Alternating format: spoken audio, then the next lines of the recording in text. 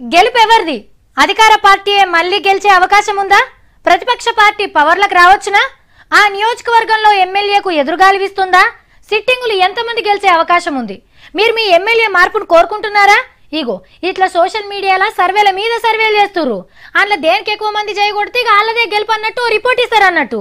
Social media ప్రభావం అట్లున్నది, తక్కువ అంచనా వేయద్దు. మరి పిట్టె గూట్లే బగ్గ సౌండ్ వస్తున్న కూతెవలదో తెలుసునా? రాహుల్ గాంధీ సార్ది. ఎక్కువ మందికి సారు ముచ్చట్లే నచ్చుతున్నాయట. దేశంలో 274 మంది తోపు లీడర్ల ట్విట్టర్ ముచ్చట్లను ముంగటేసుకొని గీ ముచ్చట చెప్పిండ్రు ఓ యూనివర్సిటోళ్ళు.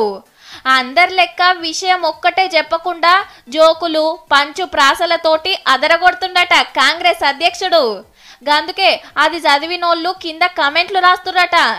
లెక్కకైతే మోడీ సారు అందరికంటే ముంగటుండేటోడు ట్విట్టర్లా. బగ్గ మంది చదివేటోళ్ళు సారు రాతలను. ఈ నడుమ రాహుల్ సారు రువ్వడి పెంచినట్టుండు. అయినా ఇండ్లే ముందు తీన్రి, అస్సలు రువ్వడి చూపియాల్సింది రేపొచ్చే ఎలక్షన్లా.